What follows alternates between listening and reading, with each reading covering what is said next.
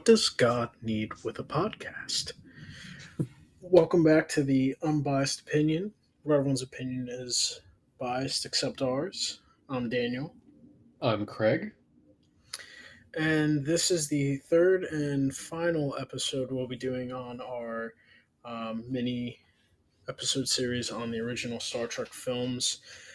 Today we'll be talking about Star Trek V, The Final Frontier, and Star Trek VI, The Undiscovered Country. So starting with Star Trek V, the Final Frontier. Interesting note about this one. This was directed by none other than Captain James T. Kirk himself, William Shatner, the fifth entry. Um, so before we get into what we thought about it, Craig, if you want to give a brief synopsis on it. Yes, so this strange Klingon captures three ambassadors from the Romulans, the Klingons, and the Federation. Gets the Enterprise to come, steals the ship, and he turns out to be no other than Spock's long lost half brother. And he's on a mission to find God. They go to the center of the galaxy where God's supposed to be. Turns out it's just some alien, and then they all go home. And there's some unnecessary Klingon in it, too. Yeah, but I mean, they didn't focus too much on him. So, Craig, what were your initial thoughts on Star Trek: The Final Frontier? Like, I know it's not good, but I do like a, a decent chunk of it because of, they kept Kirk, Spock, and Bones together, and hearing them go back and forth was easily not only the best part of this movie, but probably some of the best parts of all the movies. Yeah, it's a shame with this one, because it is one of the weaker entries in the film series, continuing the pattern of the odd number ones being the weaker entries. Um, I was conflicted watching it because, like you said, there are some of the best moments between Kirk, Spock, and Bones, but the overall plot and kind of everyone else in it is eh. I mean, there's a lot that So I don't like, and that doesn't make too much sense. I mean, wait, what? no, like, I was saying, like for the story and like some of the decisions they made, like I just don't like. I don't think it makes too much sense if you really try to think about it. Yeah,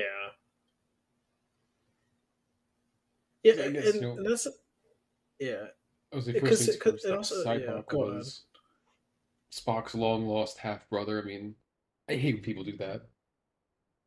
Like, I was actually your long lost brother that we never mentioned or I knew no one ever heard of. Yeah, and the thing too is they never explained it either. It's just like, yeah, Sarek had another child. That was it. Like, I think it would have been better for the movie, especially with the direction they went in, is if they actually kind of focused more on that. Um, Especially with the one scene where they take the time with Cybok's unexplainable ability. They don't explain it. It's just he can somehow like bring out your memories, like deep traumatic memories that people have suppressed, and walk you through it like some messianic therapist. But not only that, not only And walk you through it, but like other people can see it too. yeah, and they don't explain it. It's just he was this revolutionary Vulcan that believed in the archaic ways of Vulcan when they were led by emotion before they decided to turn to logic and suppress all their emotion. Um, and he just goes on this quest for God. Specifically, paradise to them is called Shakari. And apparently, every other race somehow, like, they have their own, like, version of it. Like, I forget the Klingon name for it. The humans called it Eden. Um, I forgot what the Romulans called it, too. It's not important. But yeah, um, but yeah, and so they look at him like this, like he can walk them, and they don't explain it. Like it's such a key component of the story, and they don't explain it. They don't give any backstory on Cybok except that little exposition, and he's Spock's half brother, which doesn't. The the thing is that's fine, I guess. Yeah, I would rather that he just didn't have a half brother because him being half human already is enough of its own conflict for him. That like, But what was Sarek doing? Like why was with the Vulcan princess, why would he leave her? I yeah, mean, not that it's that important, but just like I don't know. I, what we know about it, I don't think it's something he would do, but whatever. yeah, because isn't it like the Vulcans? It's like their whole thing is like they find a mate and they mate for life. I don't well, I don't know how because I know like in the original series Spock was betrothed to somebody, but like, he called it off. I mean, I don't know if they can get divorced, but I think they could, but it just seems weird, that's all. Yeah, I have to check but the memory alpha. yeah, well, we'll have to call on the lore master. He probably knows. Um, but Also, see the with the the reason, Vulcan mind meld, yeah, I think they said he just did a mind meld with them. But if that's the case, then how does he get like such undying loyalty from everybody? Because if it's yeah, just a mind meld, like and best part too is like we see that everyone's like basically taken over, but then like he has the bones, and bones like nah, it doesn't really work on me. I mean, it helped him, but like he didn't follow him devotedly. yeah, Like, are they just that weak, or is Bones that yeah. strong, or Like Spock, I understand rejecting it because of the Vulcan way. I can understand it, and that well, kind like of him and is his in father line. like made Yeah, amends too. It wasn't like yeah, there's nothing really there that he needs to resolve. yeah. Especially in the fourth one. You know, Sarek. He says the line at the end of the voyage home after they face trial. Um, he says, I believe I told you it was a mistake you joining Starfleet. I see now I was wrong." And then he also says, the people you keep company with, they're honorable people. So like that was his way of like saying to Spock after all the years in the Vulcan way, like I'm proud of you. You proved me wrong, and saying all the right, saying all the things to Spock to just it's like they come to that accepting moment. And in this, it's like they kind of undermine that with like Spock's father like being disappointed. It's like, yeah, I mean, initially he was a baby, and like that was a young Sarek, and then it kind of like, and also too, then to throw in the brother, like the reason the brother is unnecessary, like you could have just had him been some revolutionary Vulcan, and like that's that, whatever. Because that itself is interesting, where it's like, all right, he doesn't care for logic; he's about emotion and feeling. That's fine, but the reason the half brother thing is useless or unnecessary, I should say, is because for that reason of Spock being a half human was a conflict enough. You don't need him to have some brother from some affair that didn't mean anything. Or don't It would forget have some adopted human sister. not true too, but you know, I think if they wanted to really drive that home, then they should have really had Sarek in this, and maybe had some scene where those three talk, and Sarek explains like, oh, this was a past mistake or something like that. But they don't really dive into it. It's just like, yeah, this is my half brother, and that's that. But it's the cheap attempt to like build a personal connection with the protagonists. I say cheap because it is. I mean, this Yeah, random guy, Spock's brother, like or half brother, whatever.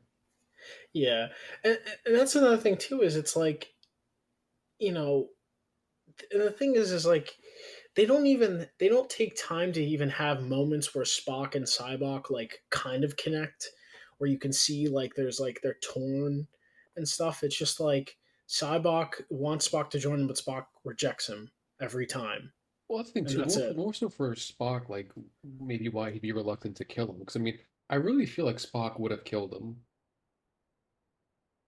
Like this isn't, Well, someone he's close to, or at least that we know of. Like I feel like, again, from my impression, Spock would have killed him, or at least, try to wound him or disable him.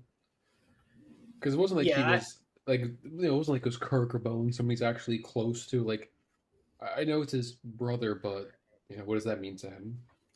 yeah. It was just, it was very unnecessary, and I get it because initially, I like, it was really Shatner's idea. Like, I don't know if you read like the like how they came up with the storyline for it. But essentially, like, Shatner got inspiration from like a televangelist. So like that's essentially what Cybok is. He's an intergalactic televangelist. Well, I wanted to get into some of that stuff too, like the story of trying to find God. I just don't think is a good story to tell because you get two outcomes, right? You get God does exist or God doesn't exist. There's really nothing interesting you're going to say about that. Yeah, Because I mean, no matter what the answer is for this movie, it's like, well, okay, it doesn't really change much. yeah, And gods do yeah, exist. I mean, Apollo's in that episode, but yeah. Yeah, that was another thing too. I thought that was like, it's one thing like to have it like in episode, in the motion picture and the voyage home, where you don't necessarily have an antagonist. But if you're not going to have an antagonist, and it's going to be more about, they're going on this journey and stuff, like, it still has to land. Like, it's fine if you don't want to have an antagonist, but like, this being the plot where they don't have to really fight anyone, or there isn't like an enemy in front of them, it's kind of like you're saying, it kind of is just a weird, like, it's a weird thing for them to do.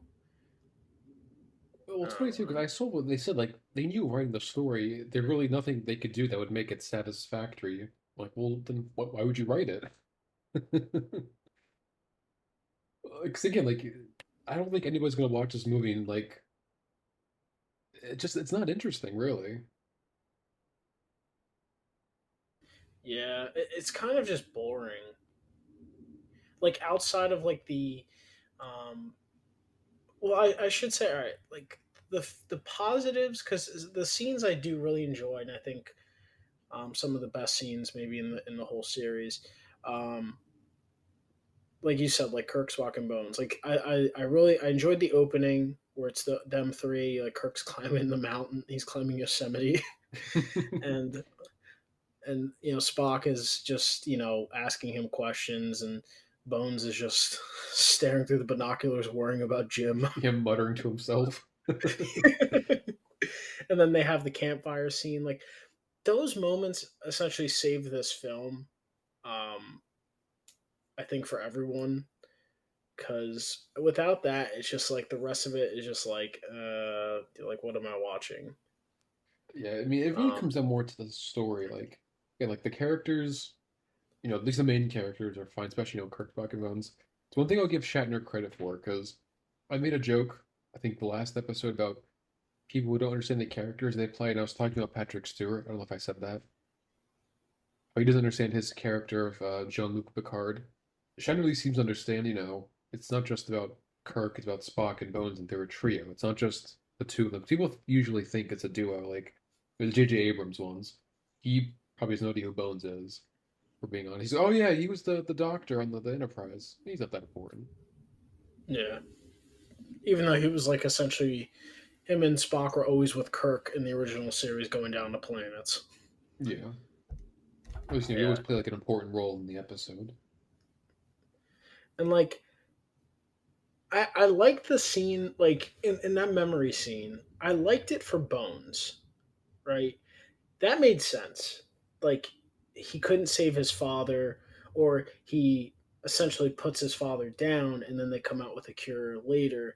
Like, that's interesting. Why Bones, it kind of his motivation into him of, like, being a doctor and everything. Like, maybe gives a little more, shows a different side of Bones rather than his normal pessimistic um, self and like wisecracking self. Like that was fine. I don't think they needed to go into Spock being a human. I think that's been touched on enough. Well, especially for Bones too. Like especially like in the original series and stuff, we got a lot of like background info, like Kirk and more so Spock, because he's the human alien hybrid. We don't really hear much of like Bones's Yeah, past as much. So yeah, that's why I like seeing maybe why Bones is the way he is. yeah. Like that part was fine. You don't need to go and eat. Like I was happy Kirk was just like, nope, not doing it. But again, too, like um, I feel like that would be a good opportunity to maybe give some characterization to the other characters, yeah, like you know maybe Sulu, check. who was in the movie, Yeah, Chekhov and Uhura, like maybe what's something traumatic in their past, and yeah, Scotty. yeah. Like that. Like yeah, they could have done it with Bones and maybe the rest of the crew and stuff. Like that would have been fine, just to shed some more light on them. But like, why you're doing it with Spock and like him being half a human? It's like, did you not watch the original series? Or like the last movie Or where, again, they're trying to like pit him again, like I said, pit against his father, and like they already resolved their issues. So, and again, I yeah, guess that was Spock said too. We would resolve it, but it's just I don't know, we're retreading old ground. yeah, yeah, and then like like the Klingon aspect was so useless. Like, why is there a Klingon chasing their ship? Or better yet, okay, a Klingon chasing their ship for the sake to rescue the ambassador, fine. But he's not even there to rescue the ambassador. He just has this weird obsession with Kirk. It, it's like the only way he can prove himself is he has to beat Kirk, and it's like that's it. And so he just chases the Enterprise, and then he shows up at the end and actually helps them. Um, and the Captain, best is please, I not felt from the Klingons.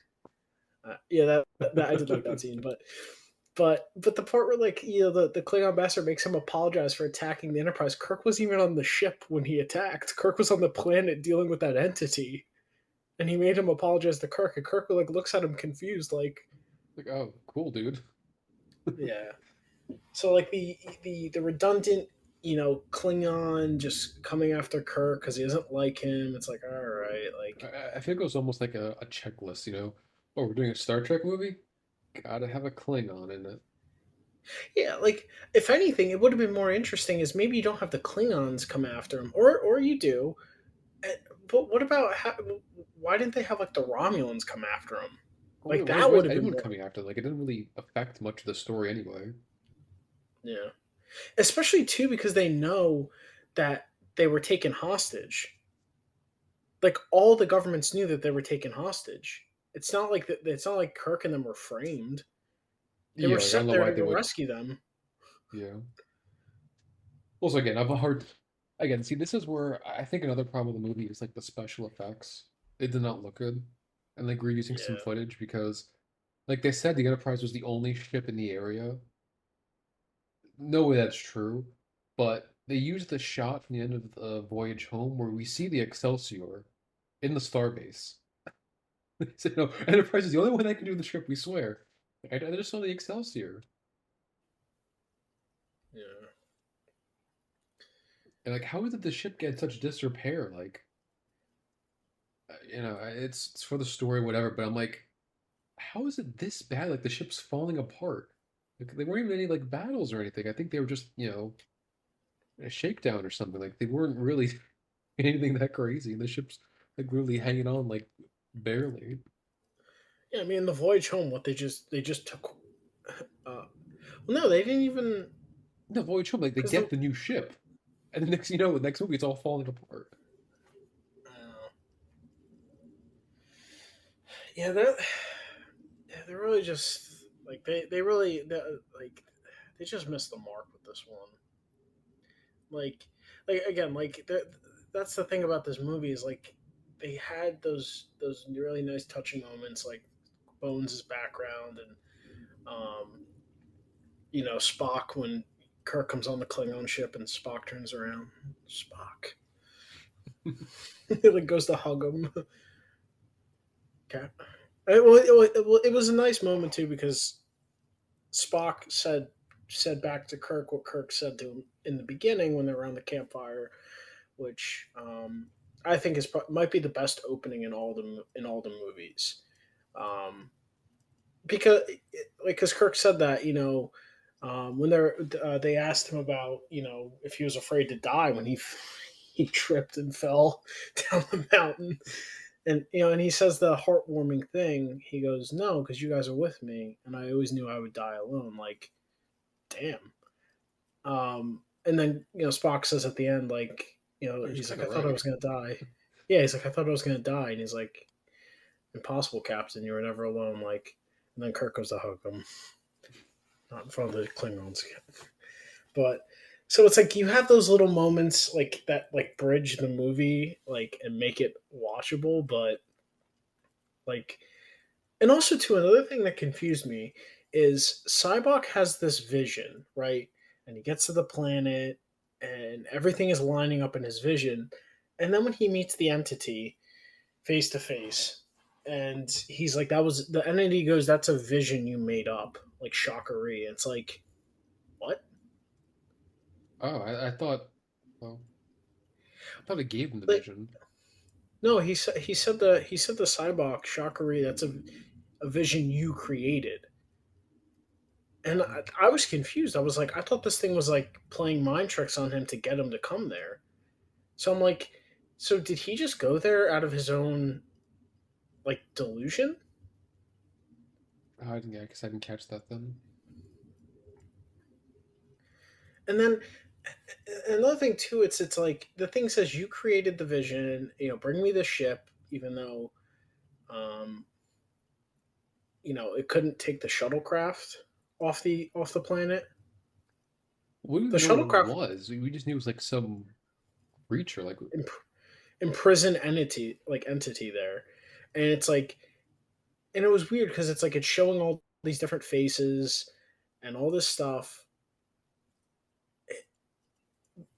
but it didn't draw them there, and like it couldn't take the shuttlecraft, like it needed the ship. It was just I was confused.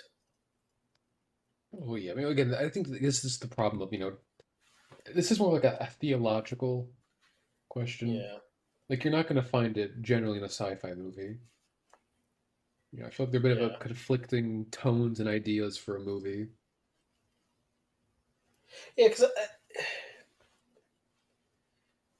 yeah. Because and it's like. And they said like because they said like ships have gotten lost in this cloud in the Great Barrier, but they clear it right through Yeah, I don't think they and even did anything, stuff. right? I think they just, No, it was basically like because he's like, "Oh, it's an illusion," and they just go right through it, like it was like it was like a projected image to scare people away.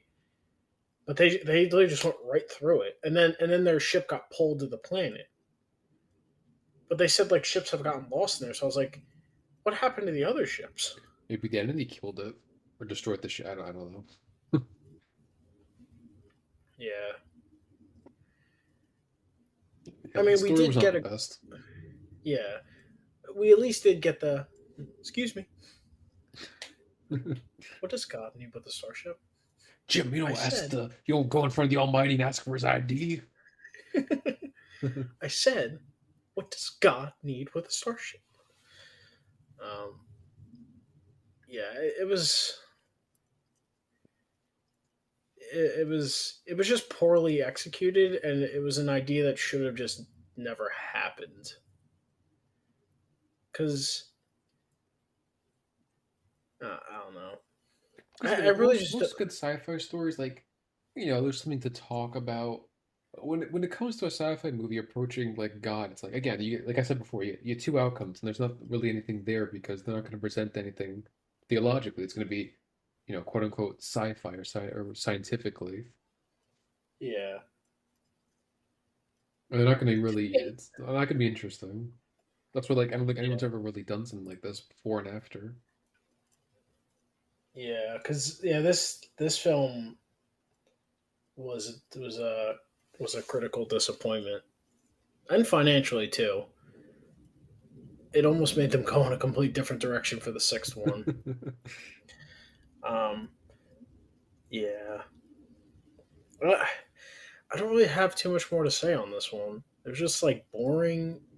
Nothing really made too much sense.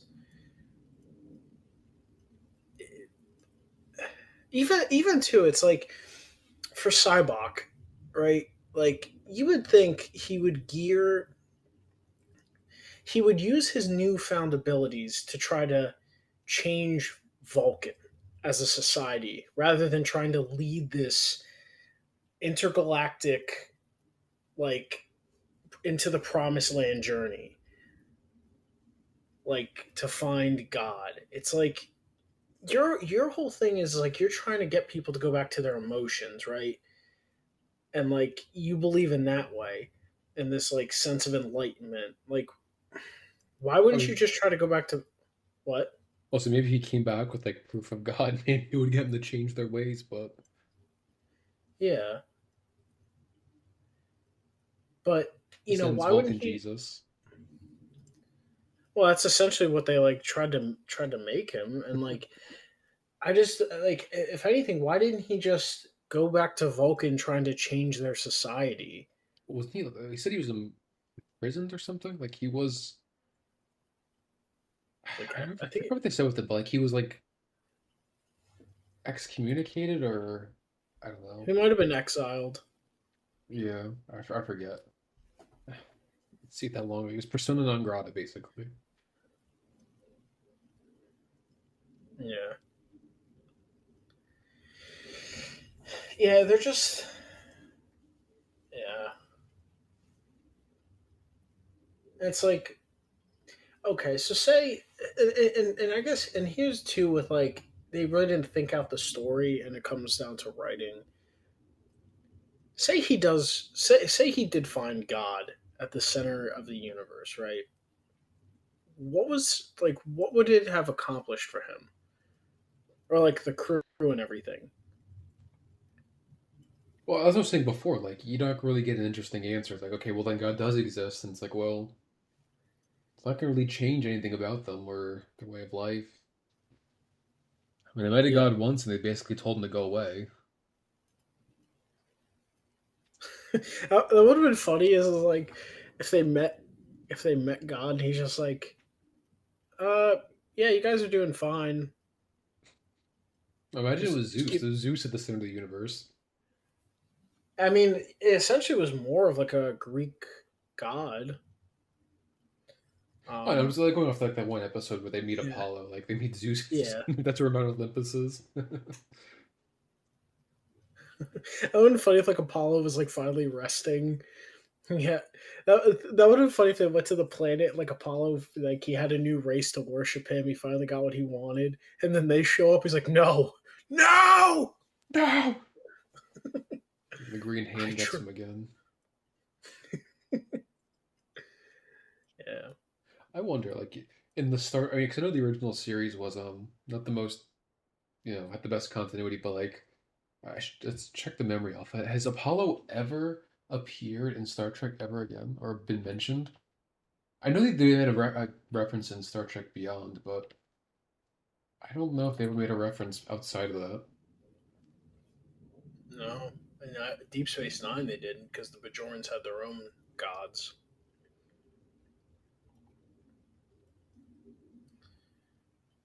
Um, I don't think so. Yeah, I'm just looking right now. He's never been mentioned again. Yeah, Look, they basically met a Greek god. Like no one seems to care. yeah. I don't know. This one just it just missed the mark. It's a shame, like we said, because it had some of the best character moments between Kirk, Spock, and Bones. which to me which is the real thing that really saves the movie from being like a complete disaster. yeah, yeah, because everything else just doesn't really fit or even make sense. I mean, not that this isn't as important, but like I think they were trying to set up like a love interest between Scotty and Uhura. Oh yeah, that was something else I wanted to touch on. Like I don't know if they were Um, just being friendly, but it seemed a little more than that. Like Uhura was like, yeah, like coddling his face and like, where's this going? and like Scotty said something like that's why you're like the best woman alive, and like they're supposed to have like lunch together, and then they never mentioned it again. Well, I think it's a little too late now for that. Like If anything, Scotty's first love is the Enterprise. if anything, it would have made more sense for her and Chekhov to have something, because even in the original series, like her and Chekhov, what they would go on, like when they would bring additional crew, like her and Chekhov would sometimes be together. Also, when they stood on I the know, bridge together too, like Scotty's always in the engine room. yeah. Um, that would make more sense. And then also too, because you could have not that there was anything really presented in the fourth one, but they were paired off together. So you could have, stretched it and pushed that. Eh. I just think it's useless to have their love interest with like the main cast to have love interest with each other, especially the way the original crew was set up. Is like all the love interests were external characters. I just feel like Like it's weird now, like in the not that they knew it yeah, was the penultimate movie, but like why would they do it now, right before they're about to wrap up the original cast? yeah. Yeah, I mean, I I don't really think have any more final thoughts. It's just yeah, it's just there. I would even say this is. Would you agree that this is worse than the first one? see that's hard because I don't really like much about the first one. It's not the worst Yeah. thing, but I can't say I like much. Well, this like if I could just like watch clips of like Kirk, Spock, and Bones just like bickering, that's better Yeah. than for me anything in the first one. Yeah. But the first one's much more Especially, competent, well put together. see, that's the thing is like they're both missing what the other has. Like this one's missing a story but has the characters. The first one has a story but missing the characters. They both literally just flipped. Maybe if you just combined the first and fifth one, you probably have a complete movie. But Yeah, because uh, like the first one again, kind of emotionless picture, better than I thought from rewatching, but still, yeah, not my favorite. This one, if I could just like watch clips of Kirk, Spock, and Bones bickering, yeah, that to me is really all I need. It's really anyone needs to watch this movie because yeah, honestly, a lot of this movie's kind of forgotten about too. yeah. Like Especially Cyborg's never mentioned again. yeah, especially too like with like there was the opening scene and then like when Sabak puts them in jail and Kirk is like mad at Spock. And Bones Is defending that him. well? Because remember at first he's like I had to knock. He's like I had to knock you on your knock you off your damn feet, and Bones like you want me to hold him for you, Jim? He's like you stay out of this. And then Spock's like he's my brother, and then Kirk's like I need to sit down.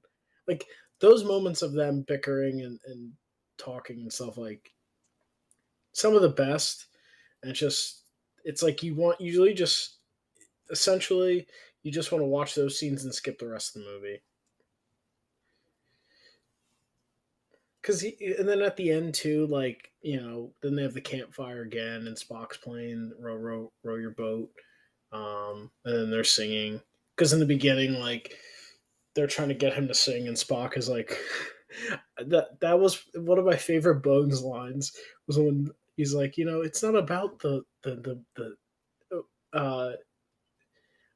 the lyrics, you green blooded Vulcan. It's about having fun.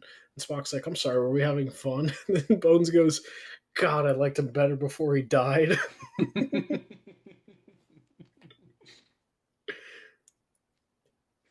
Oh, Yeah. Bones. I like Bones' secret recipe, and the beans was just whiskey.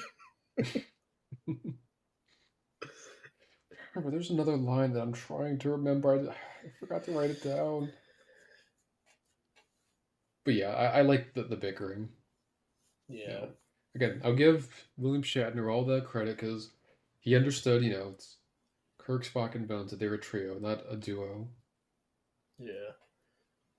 Even I saw something too. Even Takai said he was surprisingly pleasant uh, with Shatner as a director. He probably will take that back now. Like, yeah, he seems to be on a bit of a warpath. Maybe because he's nearing the end, he's just on a warpath. No I holding think it was back. initially, maybe during the press conference and stuff. Maybe like because he can't say anything negative. Mm, who knows? Like, I don't know who this guy is. Yeah,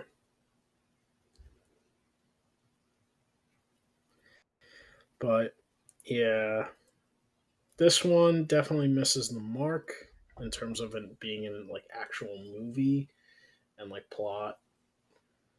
Um, that's really all I have really to say about that. Do you have anything else? Not really. Like I said, the story's a mess. Special effects aren't great. No, none of that's Yeah, great, but Kirk, Spock, and Bones. yeah, that's about it. So now into the sixth and final movie for the um, original series movies, and I know Craig, your personal favorite. Did you say which one was your personal favorite? Well, so I said it's hard because I love the Voyage Home, and I think it's tied with Star Trek Six: The Undiscovered Country because I love this one too, and this one I would I s- I think out of the original movie series, Wrath of Khan's number one, and then this one is a close second. Undiscovered Country overall. I'm talking like in the wide in like for all fans Yeah. because the reason the voyage home it kind of stands out from the rest it was because it was the tone was it was very lighthearted. It took on the approach of some of the older Star Trek episodes where it was just you put the crew in this fun situation and it's lighthearted and funny and it's not nothing is really even though Voyage Home did do a good job of blending comedy and like keeping the stakes alive.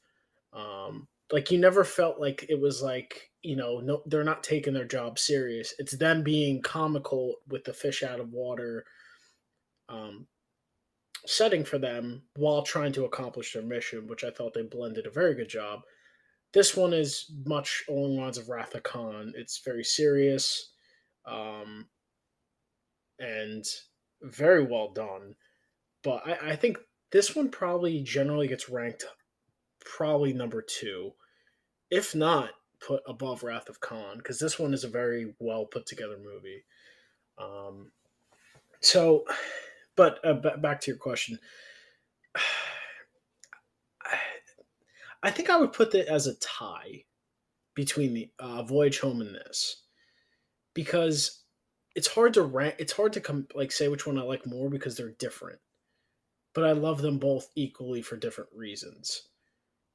Um, so I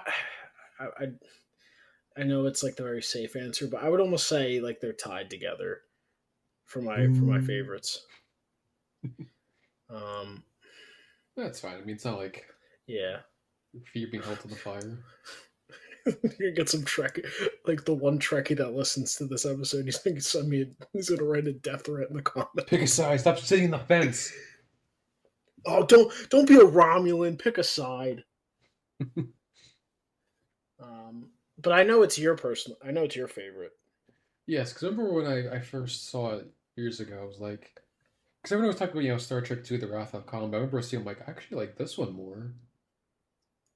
I would put Wrath of Khan under this and Voyage Home. Like again, not to poo poo The Wrath of Khan, but like I don't know, I thought this one just entertained me more. What can I say? I think you know what it is um, Actually, before we get into it, if you want to give a quick synopsis on it.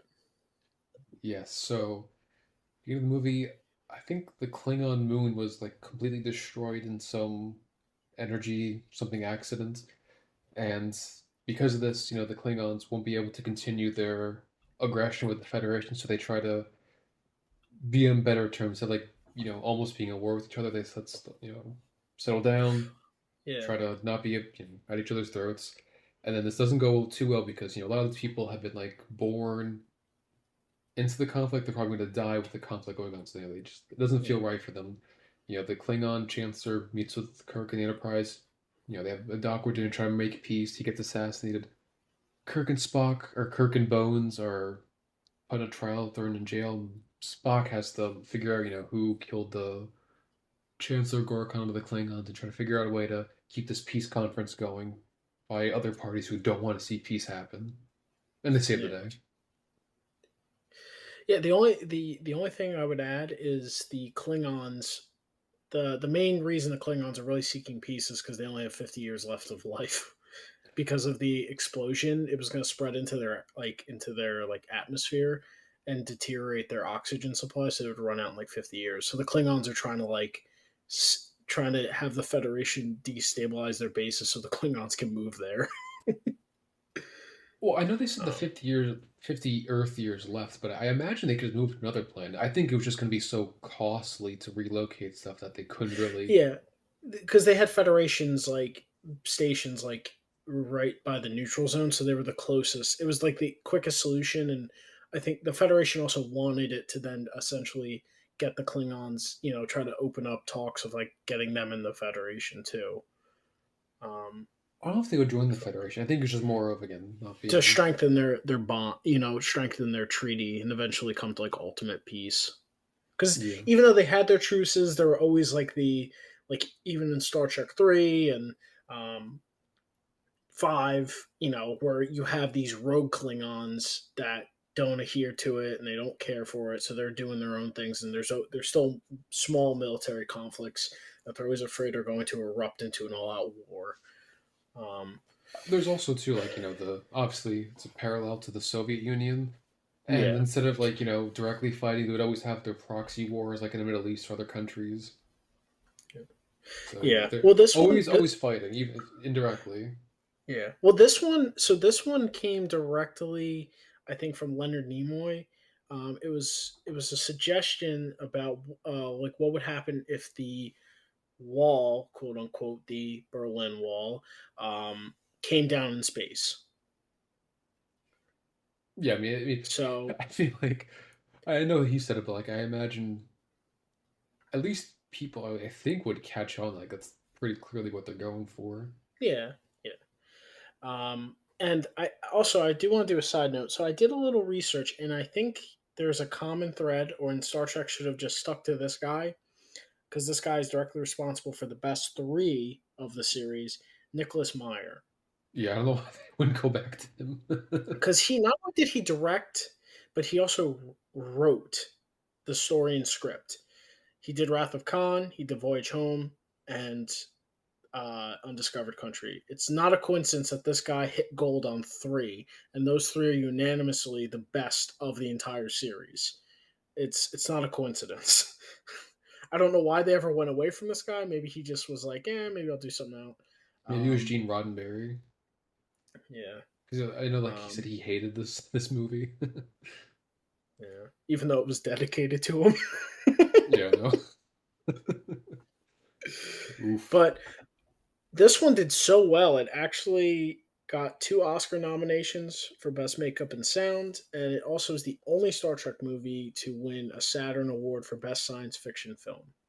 Which, if anyone doesn't know, Saturn Award is solely for like sci-fi films. It's like its own category. So this was like won the Oscars for sci-fi films.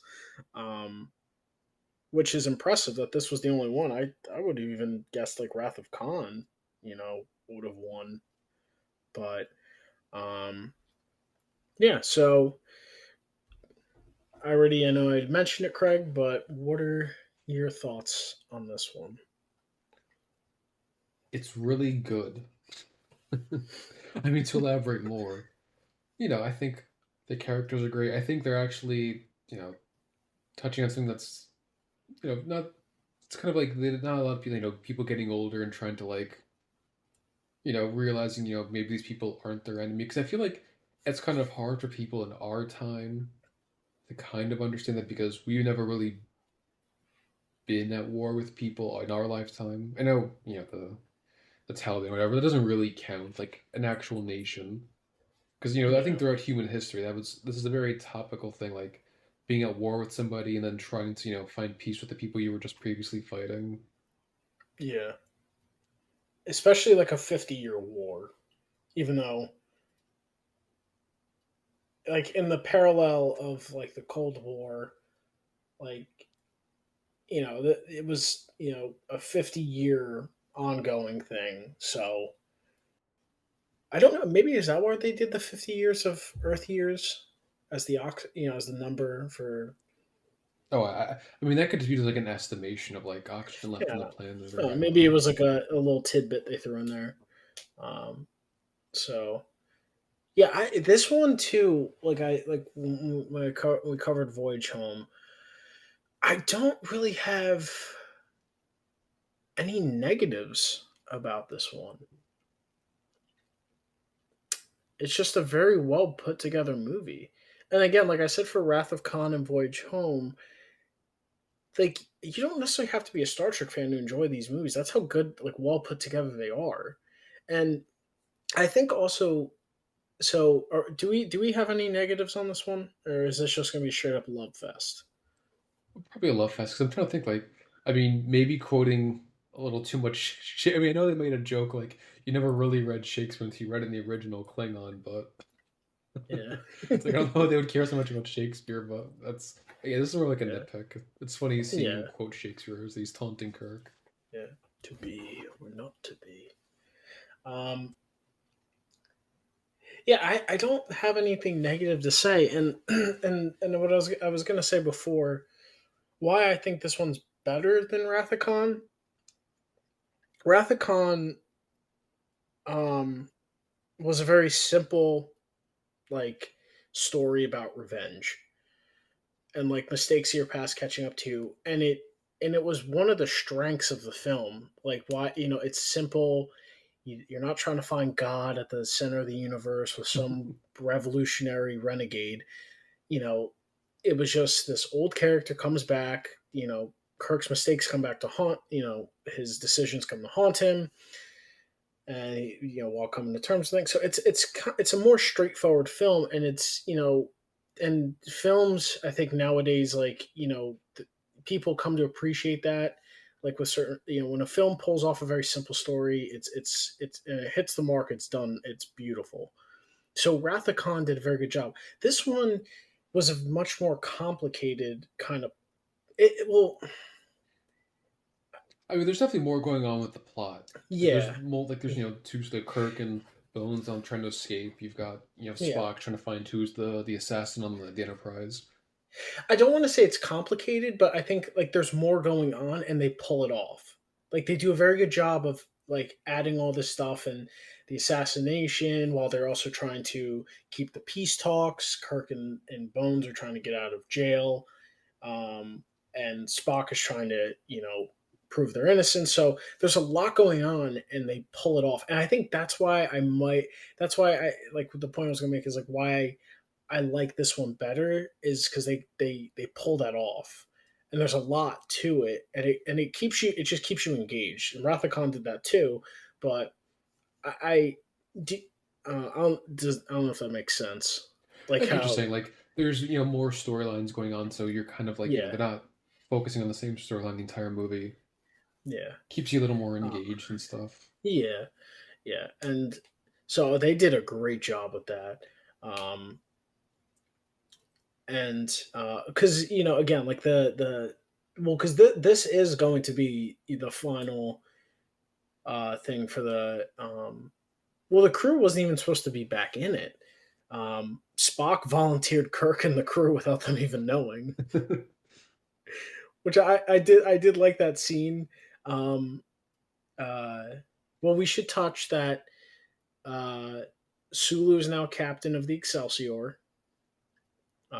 He's the one that finds the is there for the neutral zone when the explosion happens, and then they have the meeting. And Kirk comes, they get called in, and it's funny they're joking, like coming in, like, um, oh, why are we getting called in? Or we're gonna, maybe it's gonna be a retirement party, and like Bones is like, I hope so. Like, um, and that's another thing too, with Star Trek and the writing, like they they do a good job of revealing things like where they're at just through dialogue. Like it's the kind of show like they just do it in such a natural way in the writing and the dialogue between the characters, and their chemistry flows like that. So it's like they don't have to be like, oh, it's been 3 months since this event, and it's like the characters explain it as they're going. It just flows naturally. It's not like they stop and do exposition. It's like the only exposition they do is like the commander's like, here's the situation, here's what's happening, and then the crew's off. But yeah, it's more like a natural because it's a briefing, a top secret meeting or whatever. Yeah, like the writing is done very well in that, in these films, especially in the stronger ones. Like they don't have to like have these unnatural expositions. It's like each character has a part in the dialogue and it fits. Much like that scene, like in Indiana Jones, in the Raiders of the Lost Ark. That one scene, like where he's talking with the two Top guys. men. What? Top Yeah, men. yeah. But they all the characters. It's just explained in a natural way between the characters. It's not like Mr. Exposition comes in with the characters. Um, I always see the jokes about that. Where did you ever see the movie Inception? no, I don't ever Um, want to. well, I saw Inception. Like honestly, I don't remember, but I remember people always made jokes. Like the one character in the movie was just like Mr. Exposition. Like anytime like the girl was like confused, he would go and basically explain, do the exposition dump, and then just like go away. He was the one that played Robin in The Dark Knight Rises. I don't remember the actor's name. Oh, Joseph Gordon-Levitt, That might I don't know. I just know like he was the guy who did all the exposition. Mr. Exposition, Mr. CIA. But yeah, but yeah, the plot is great. The characters are great. Christopher Plummer, who plays Chang, is great, and his weird affection for Shakespeare. Um, I especially liked him and Kirk's dialogue, like how he, like when they invite him over for dinner onto the Enterprise, and he's like purposely trying to dig at Kirk to get something out of him. Like he's trying to like not mince words with him. He wants Kirk to be like, admit your hate for us. Like he's just digging it into him. Well, and again, Um, like, but it's not like that. It wouldn't be like a Klingon like now, where they basically be like in your face shouting at you. He's being antagonist, but like in a classy sort of way too. yeah, he It, has they're it's like sparring with words. it's very comparable to Khan in Star Trek Two, where there's a charm and there's like a sophistication to it.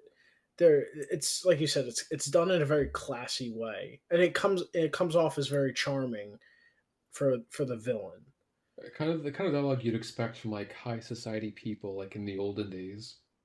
Yeah, like it's very diplomatic and like I guess political, but it's the undertone.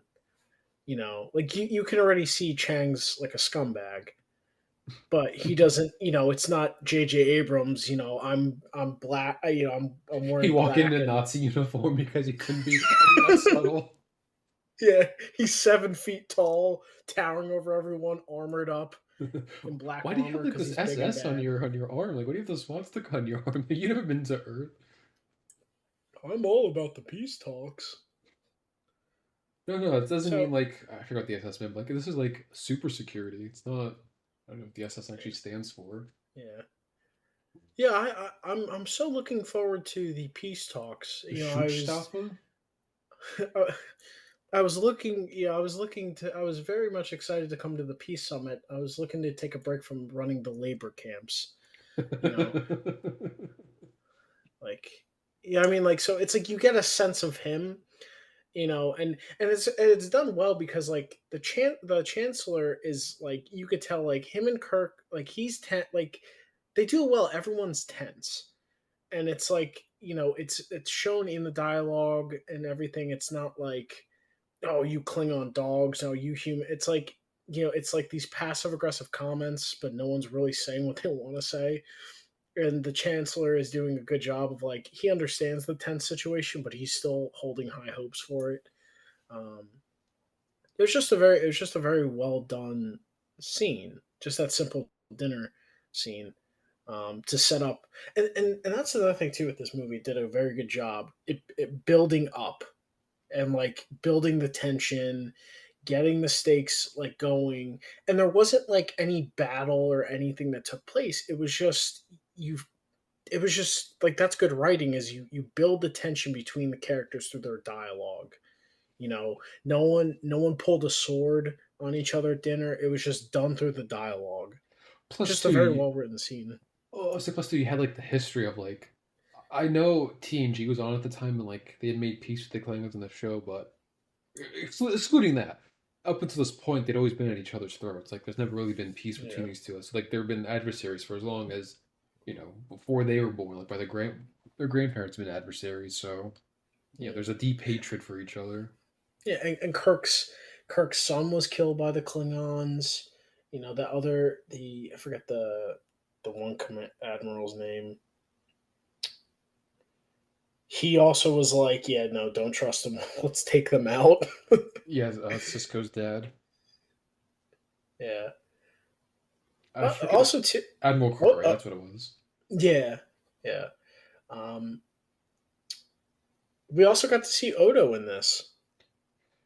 Did because I saw his name on the Wikipedia, but I don't remember him seeing in the movie. So when Kirk and Bones got captured originally, and after the president, Red Foreman, um, yeah, it was Red Foreman. I Oh, was I like, recognize the voice, like, because he's yeah, also in and his big RoboCop. forehead. Yeah. Um, Women it, leave. when he was talking with Sarek, the Klingon ambassador, and the Romulan, and they were telling him, yeah, we kind of have to adhere to the interstellar law. And then they leave, and then the two admirals come in, Admiral Cartwright and the guy Bill. I don't think I ever say his last name. And then the other guy comes in to show them their military operation to free Kirk and Bones. The guy explaining the plan, that was Odo. He Oh, had like a sounds like mustache. But I recognized the voice immediately, and I was like, "Oh, damn changeling." Um, but yeah, not just him, but what he were also there was Worf. The guy who plays Worf was in it. oh yeah. He was basically their lawyer. Did a terrible job representing them. Well, he has to show emotion, and that guy, yeah, Worf can only be Mister Stoic. Well, it was his Worf's grandfather, but Yeah. Um, I thought it was like but yeah, and they basically added another Savick with Valeris. What's her name? Kim Cattrall. yeah, I had to double check her name. Yeah, I think it was Valeris. She was done pretty well in that as well. But what were uh, what were your like favorite moments or like your the things that like the I just best want to things go. about this film? I just want to go back to Valeris real quick. I saw this on the Wikipedia where apparently she had a nude photo shoot on the Enterprise bridge. I don't know if you saw that. What? Like Yeah, but apparently Nimoy found the pictures and like tore them up because he was like so mad that this happened. But I haven't been able to find, granted, I didn't search that hard, but like I haven't been able to find like a source verifying this happened. So I don't know, did this actually happen or just like some This is the first time urban I'm hearing legend? about it. Craig, that's so disgusting. Where did you find these things? Well, I wasn't trying to find the pictures. I was trying to find like someone No, corroborating that this event I happened. need an IP. I need like a website address. All right, give me an IP. I need to make sure these things are up there so I can take them down and make sure no one else ever sees this. That's I know, like, man, that's disgusting. Where? I don't know, because again, I see it, but I haven't been able to I find would someone to wait. corroborate that. So So they like so allegedly they like while she was filming aboard like filming during Star Trek, someone did like a nude photo shoot of her like in between. I couldn't find the story. But all I see is like that sentence on Wikipedia where she wore nothing but her Vulcan ears. Didn't say when, didn't say how. What? Also, it was like Nimoy found the pictures and destroyed them. Because I don't think she's verified it. I couldn't find anything of Nimoy verifying it. I just keep finding the urban legend, like no one basically saying that this happened. I mean, not that it didn't happen, but I'm just trying to see like, is it just like a weird urban legend or that this actually happened? 'Cause I don't know, it's weird. Yeah, I would be more inclined to believe that Shatner did a nude photo shoot aboard the Enterprise. Oh God. uh, that wow, that is not. I never heard of that. Well, I didn't either. I was just, I try to like read other stuff, and then I saw that. I was like, oh my God.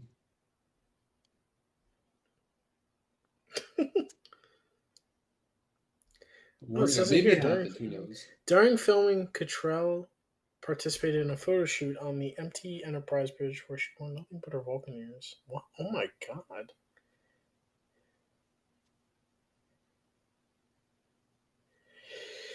Nimoy personally ripped up several of the photographs when he learned about the unauthorized photo shoot. It's because he feared harm to the franchise if ever came to light. That's character integrity right there, man. Especially when you're in the Hollywood industry where like this, the casting couch and stuff, and like he actually destroyed nude photos of somebody. Yeah, I don't think you hear unauthorized. about that very often. Yeah, was Harvey Weinstein on set? Anyway, um, but yeah, no. What was? I mean, there's so many good moments in this film. Well, yeah, like I, anytime like Chang's on screen, he's great. yeah, he's. I love the. Um, yeah, like the ending is that might be the best ending. Um, especially when the ship's getting blown up and you just have Spock and Bones working together to get that one torpedo, and Kirk's like stalling. I just love that. There were, and then over the intercom you hear Chang just taunting them, where he says that line, "I'm as constant as the Northern Star." I think it was Spock or Bones is like, "I'd give real money if he'd shut up." That was, of course, those bones. Yeah, and then it's still one of the best, like that, and like you know in Wrath of Khan, like when the Enterprise in the plasma field like gets comes up behind, slowly rises behind Khan. But this one too, like with the she's ready, Jim, lock and load, fire. Uh, Good old and then bones, Spock and Kirk. yeah, um, and then the scene that was intense. I think I particularly like Spock the most in this film. He like I would say he almost shined a bit brighter, especially as him as captain, and like um he's willing to he's pulling a little bit of a Kirk, like he's bending the rules to save them. Yeah. Where they stalled for 24 hours, like where they were lying about the ship having problems, and like they're talking in the kitchen, and Scotty comes up and he's like, Mr. Scott, what's wrong with the warp core? Nothing. She's ready to go, sir. Mr. Scott. And then he like explains them what they're trying to do. She'll take about take about a couple weeks to get fixed. Very good, Mr. Scott. I will say too, like after he found out Valeris was the assassin, like how mad he was. Oh yeah, yeah. He did the yeah, that was actually surprisingly such an intense scene when he like did like the Vulcan mind meld and like forced it, and like she did a good job like portraying like it, like they really like made it such an intense scene, like it was like this painful experience for her, like he was ripping it out of her mind, like that's what I mean, like Spock of this was was Exposed such a, scorched earth. yeah, he was a badass. Like Jim and Bones were in peril, man. Like Spock went all out for them. Also, even too, like how mad he was when Valeris came into the sick bay. Like he smacked the phaser out of her hands pretty angrily. Like he was really betrayed. Yeah, well, because she was supposed to be his Wait, yes, successor. Yeah, that was the other scene too. I liked when Kirk and Spock were talking like we grown too inflexible and too useless because he felt like he should have seen it coming. yeah, That she wasn't that way she was feeling. Like yeah, you gotta just keep going as you get older and stuff. No one's too yeah. old for peace and reconciliation. And I did love too, like where they're in the kitchen trying to figure out the how to catch the they're trying to where the boots would be for the spacesuits, um, and spot and Ahura like presents the thing of like they very we haven't been able to contact them, they very well could be dead, and Spock's like, if I know if I know the captain, he's already working on his plan of escape, and then it cuts to Jim, Kirk getting punched in the prison fight. I love that scene too. Oh, 'Cause, I also mean, like when that the one who betrays them starts kissing Kirk and Bones was like, "How do you always get the girl?" uh, one last final kiss for Shatner, but that in the prison fight too was so funny because like Kirk is getting tossed around by this big Jem Hadar looking brute, and and Bones, he's like, "You don't worry, Jim. You got him right where you want him." and then like, and then Kirk, of course, kicks him in the knees, which we find out wasn't his knees. That was so funny. Because I love Kirk's reaction. Like he hits the guy in the knees, and then like I don't know if you noticed a little detail, but the guy like started lighting up blue. Oh, He was like, I was just fortunate he had knees. And then she tells him, yeah, not everyone keeps their genitals where you keep them. He just looks at her. And then, of course, in the most, Kirk way, he goes, anything you want to tell me? Kirk. Well, That's if that funny too. was Like, today, well, if he said that line today, Kirk would have been put on trial, not for the assassination attempt, but for that. we But canceled. anyway, yeah, he would have been canceled. Also, too, like even though I think Shatner, how old would have been for this movie? Yeah, like I think he approaching was like 60. 60. Yeah. Like he's still fighting and stuff. Nothing's too old for Kirk.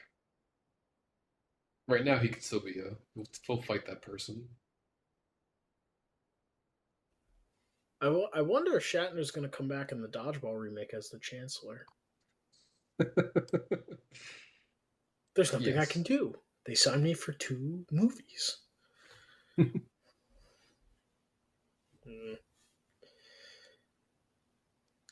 but- yeah, and then like the Spock and not Spock, but yeah, that's what like Kirk and Bones working their way, surviving in prison. The fight was great, but Of that's course, where Kirk Spock. too, figuring out Well, immediately that that woman or whatever creature it was the gonna double cross them.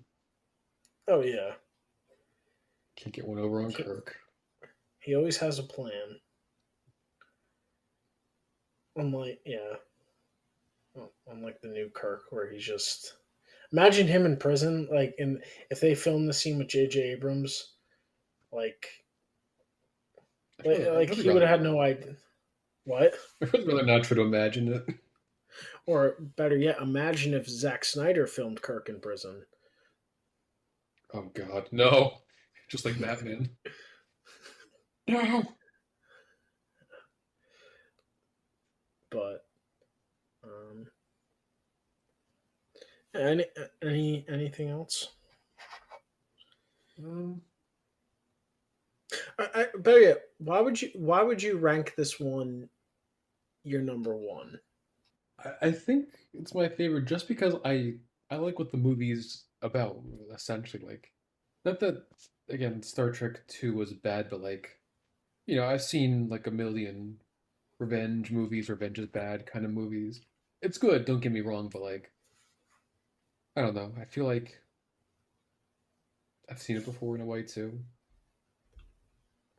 Yeah, Like this is, I feel like a little more. I don't know. It means more to me, like you know, because making peace with the enemy, so to speak. It could be hmm difficult for people. Again and again, like I said before, it's something most people have probably some sort of experience with throughout human history, even if they weren't necessarily directly involved with the conflict. But people were fighting a lot more back then compared to today, at least in our country. yeah, yeah, and that's the thing. Like I said, it's a lot going on, and they pull it off. Um, it reminded because there were a few episodes on the original series, specifically. I forget the name of it when they had the Tellarites and the Andorians. Um, they were about to accept this one planet into the Federation, and that was when you first meet Sarek and Spock's mother. Um, that episode, and they have to figure out like who killed, who committed the assassination, and like the ulterior motives and stuff, and that's another thing too with the villains in this. It's like it's not necessarily you agree with their motivation, but you see that you can understand, and it's a plausible motivation And compared to the yeah. I'll say it's very easy because anyone who might try to say otherwise, no, it's very easy to understand why people would not want peace. Threatening their position, threatening any sort of stability, the status quo. Like to say otherwise, I think would be ridiculous. It's incredibly understandable, maybe not relatable, but Yeah, very understandable. Because I don't want yeah. people to think otherwise. Well, because the Klingons, they when they're trying to pressure the daughter into like her first act of like either continue the peace talks, or they're trying to push her to just go all out war, even though they would get destroyed. They make the one Klingon says line is better that we die on our feet than live on our knees. You know, the Klingons, at least in this, they're not actually dumb brutes. Like Well, we as have the portrayed in their TNG for that. yeah, or in the previous two Star Trek movies with them. With Search for Spock and really in the Final Frontier, whatever that guy's name was, Crawl or Call, whatever. I, You I, know, I don't remember. yeah.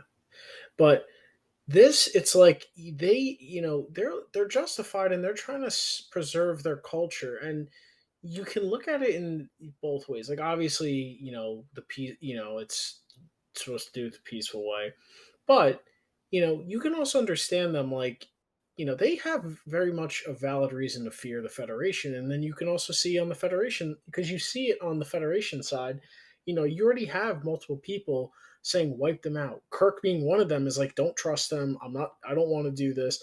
And then Cartwright is like, let's strike while the iron's hot. We got them. We got them on the ropes. Let's finish them off.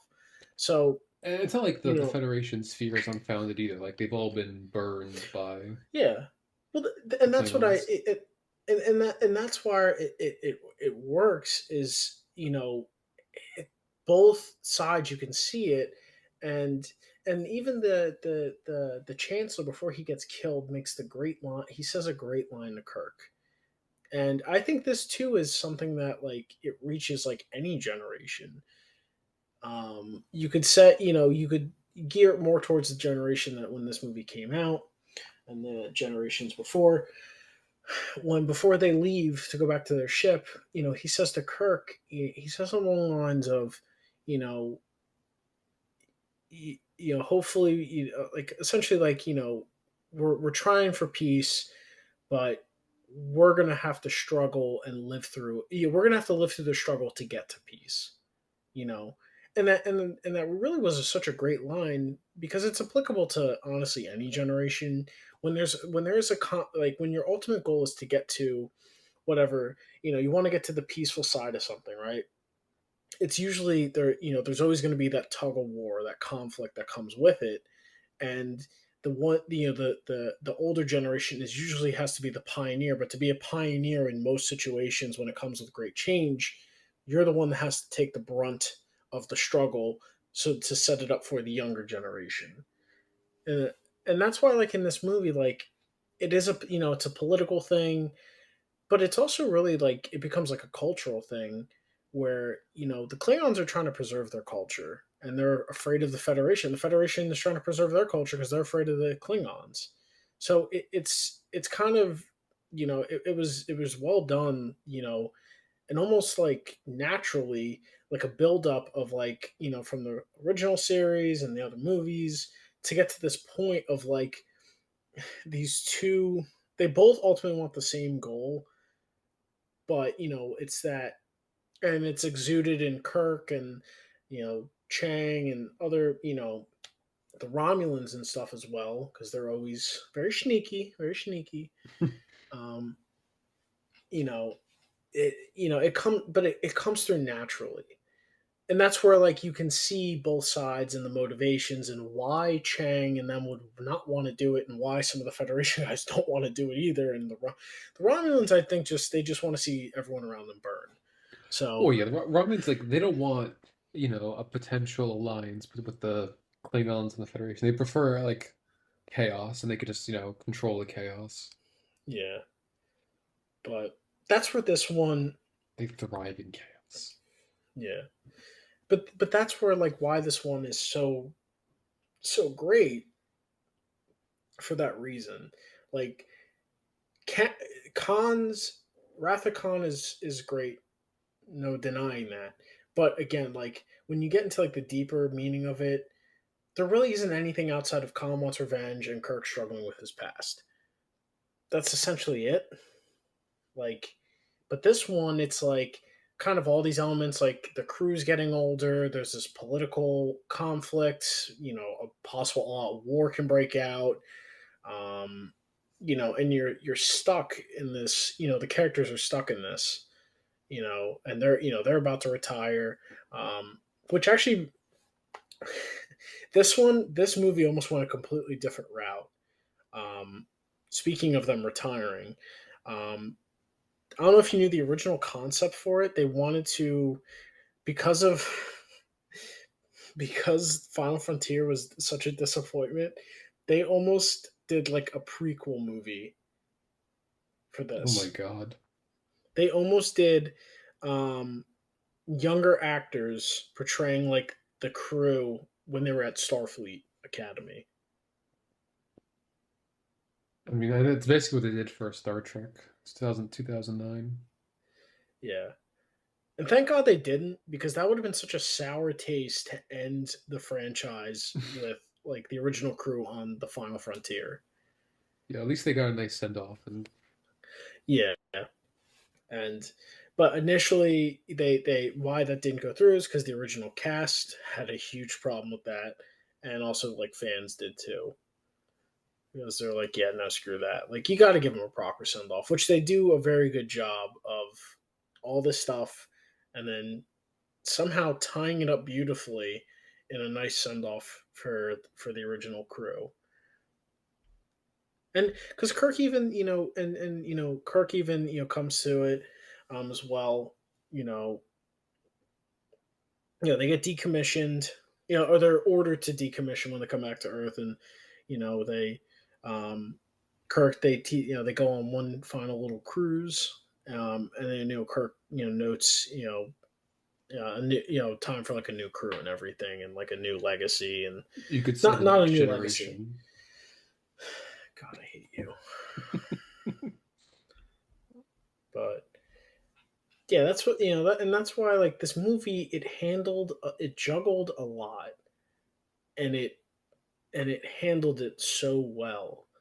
Um, like, there really isn't like any weak points to this, you know, because the Klingons weren't, the Enterprise didn't have to, um, rely, like, on the stupidity of the Klingons. It was no, they actually, Chang was pretty intelligent.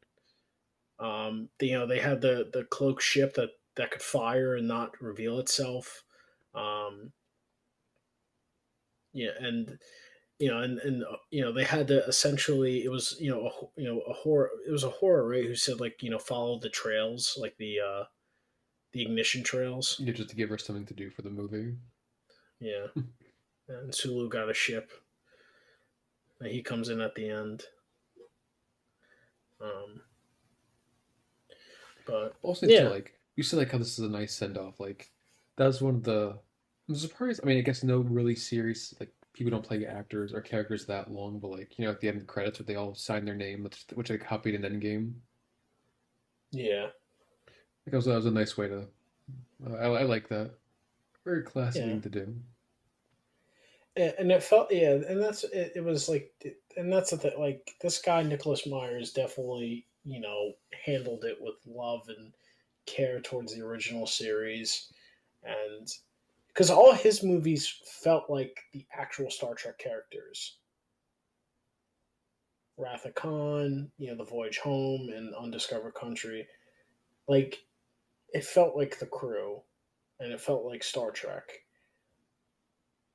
and it was like definitely a love letter, to the fans, and um, yeah, and also too, like, you know, and and how many, other shows, um, or I guess another cast, really, you don't get that too much, where they genuinely cared. They had such integrity for their characters. Well, I wasn't say too. I mean, Um, part of it was I think a lot of them weren't doing well financially. well, that too, but Because I mean, you probably know, but like a lot of them made their living by going to conventions. yeah, Because after the show, I they think didn't really get many roles. maybe Shatner was like the only exception. I think so. Like, of the main cast, because like you had some side characters here and there that actually were like well off, like, that became very successful actors. um But yeah, out of the Christopher. main cast, yeah, because Yeah, cause I think that's what I remember reading. Like a lot of them, again, needed to conventions just to and sign tons of autographs and stuff just to make money. mm. Not a fun existence, but Well, it's a good motivation for them to make sure their characters in the movies do well. oh no, I agree with that. I'm just saying, like, I imagine it would become because I remember the movie Galaxy Quest. That's what I think of. Like, where they're probably like, "Oh my God, I hate doing this." Especially like Alan recommending that. Well, again, that's where they got some of the stuff from. Like, that's how they made their living. Yeah, Kind of depressing, never but give up, never surrender.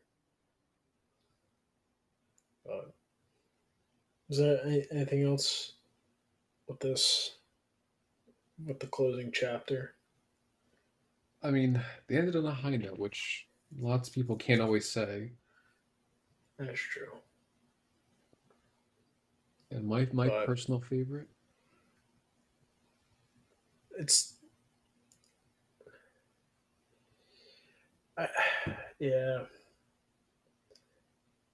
I Get it's off the tied fence. for. Pick a side.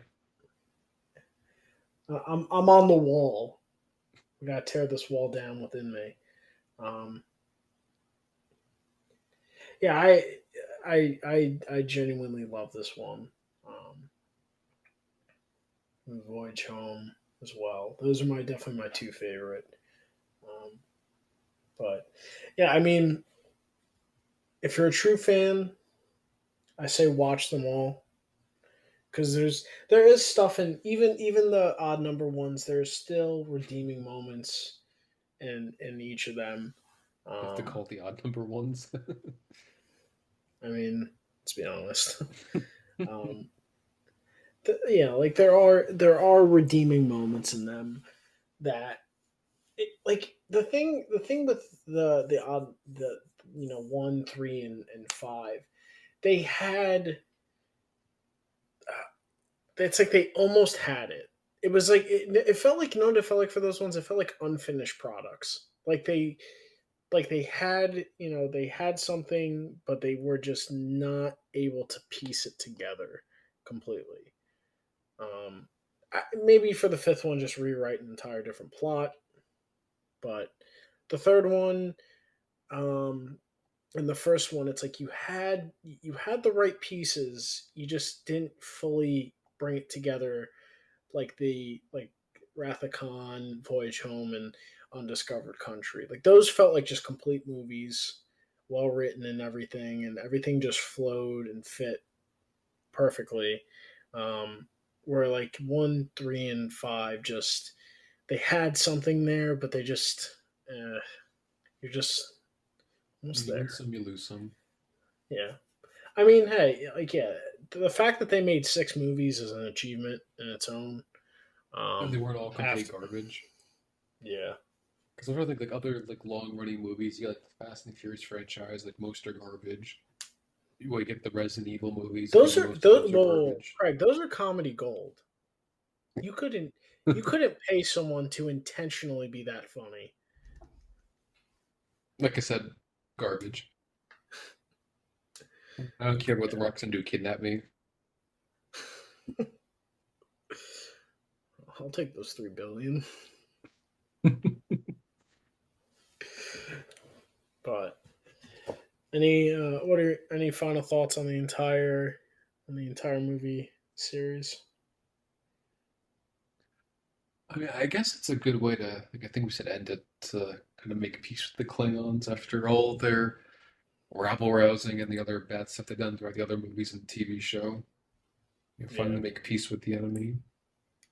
yeah. They actually, and that's a credit to this movie. They actually did a very good job with the Klingons. I was not annoyed by them. And then TNG ruined them, but Yeah, but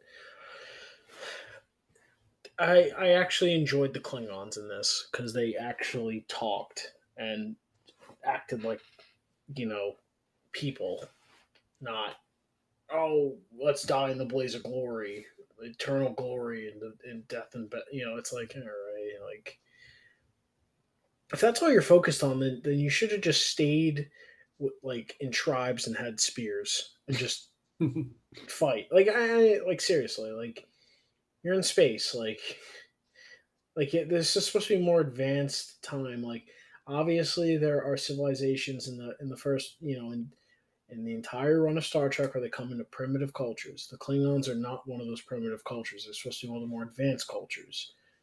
Act it. yeah, a better comparison with the Cardassians. Like those were the probably would have been better for Yeah, that's what the Klingons really should have been. yeah. Like you have this militarized, you know, um, manifesto and an agenda, and you want to have this empire. You want to you want to conquer and dominate. That's fine. The Dominion did that. The Borg did that. The Cardassians did it. Except you know they did it in a more I guess they did it in a more fitting way. like the Klingons, you question how they got to where they were. Like the Cardassians, the Borg, the Dominion, like you don't question them. You see how they got to where they are, and they're ruthless and brutal, but it still fits. Like the Klingons are running around with like the what are they called, like the backlock or whatever, or their daggers and stuff. It's like, dude, Like, how are you this stupid? yeah, just stay on Kronos with your spears, man. But anyway, enough about the Klingons and Stoic Dwarf. But yeah, I overall, um, great movie, great ending. A nice way to wrap up the original series, and overall, for the entire film franchise, all of them. I'll say this: all of them are enjoyable. Like at least on To a some base extent. value, yeah. Like there's enjoyment in all of them. But 2, 4, and 6 are by far the best ones. Still hold up today, and hold up on their own. Not even as just Star Trek films. The other ones, they have hints, they have moments that you can enjoy, but kind of the rest of the movies are It's like kind of boring. But yeah, any final thoughts on everything, Craig? Yeah, I think I've said enough. Yeah, But I wanted to bring up, did you see the episode? I didn't. I'm sorry. It ruins the whole segment. I'm going to say there's an episode of Futurama where the original cast kind of comes back together, except for Scotty Bones and and Bones. Scotty. Well, Bones was dead, but um, yeah. Yeah, it's fun. There's a lot of references to the original series and movies, but we'll never know. I will after this episode. Yeah. I mean, hey, if Futurama waited, Futurama sold the rights to Disney 20 years later, Disney would have brought back Bones. It's gonna be poor taste to me because I think he died not long.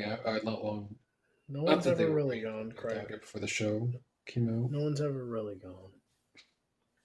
Don't. But this has been the Unbiased Opinion, where everyone's opinion is biased except ours. That unfortunately includes Colin. Um, I've been Daniel. I've been Craig.